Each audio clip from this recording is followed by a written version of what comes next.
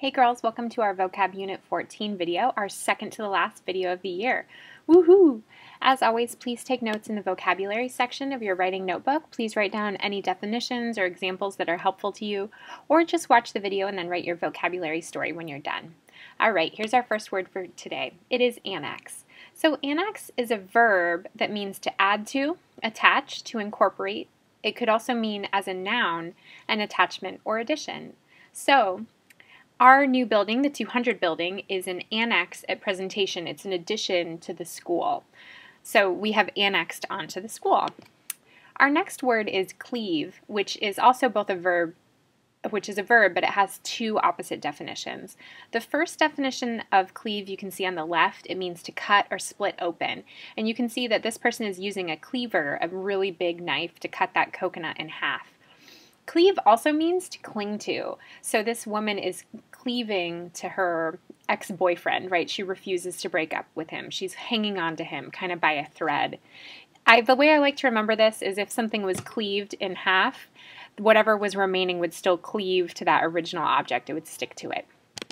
All right, our next word is cordial, which is an adjective and also a noun. As an adjective, it means in a friendly manner or a hearty manner, or it could mean really cheery. So it has that really positive connotation, like this young child handing over her crayon. Or it can also be a really old-fashioned word for a cordial, which is a really sweet liqueur that traditionally old ladies would drink at tea time. So it's got this kind of old-fashioned definition to it. Cornerstone is our next word. It's a noun, and it's the starting point of a building, a fundamental principle or element. So you can see here's an example of a literal cornerstone, and it's where the building was started, and in fact it has the date of construction on it. Also, a cornerstone could be a fundamental principle or element. So here at presentation, our cornerstone would be not words but deeds. That would be our founding principle or element. Debacle is a really fun noun. It's an overwhelming defeat, a rout, a complete collapse or failure. So here's a really clear example of a pizza debacle. The pizza has fallen through the oven and onto the bottom. That's a huge debacle to clean up, isn't it? I think a lot of times we'll exaggerate when we say that our life is full of debacles, but it's a fun word. To vitalize is our next word. It's a verb, and it means to make weak or lifeless. So you can see that age is devitalizing this man. He's losing his strength as he gets older. Embroil is a verb, and it means to involve in a conflict or difficulty, to throw into a confusion. So this young man in the purple shirt has embroiled himself between the two people who would be fighting.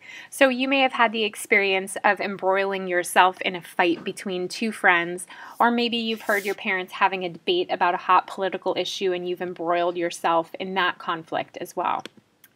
Exonerate is a verb, and it means to clear from a charge or accusation. We had a word last week, vindicate, which means exactly the same thing. Glib is our next word. It's an adjective. It means ready and fluent in speech, but it can also mean thoughtless or insincere. So somebody who's glib talks easily and they talk a lot, but that can also mean that they're a little bit maybe misleading. Maybe they pretend to be friendly, but they're really not. So a salesperson could be glib, for example. Haphazard is an adjective, and it means by chance, not planned, or lacking order. And I like to remember that because haphazard has the word hazard in it, which seems to be like something dangerous or something unplanned. This skirt is haphazard in appearance. It looks like it's just a bunch of pieces of cloth stuck together. Maybe your room is haphazard because it needs to be cleaned up.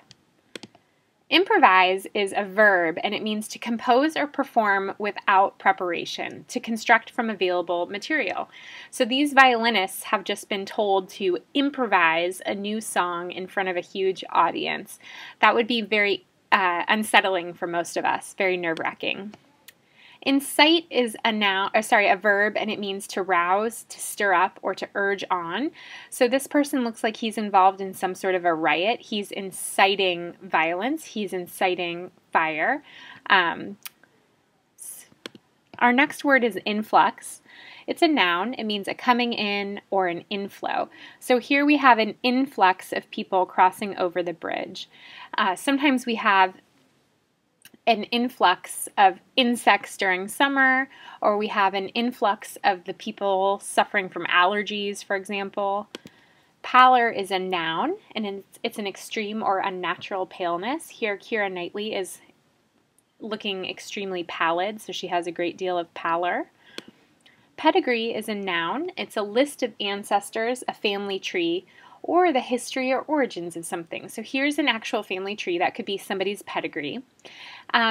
Having a pedigree also usually has a positive connotation because it means people know where something came from. So like having a dog with a pedigree means that it has a fancy list of ancestors instead of it just being a mutt without any list of ancestors.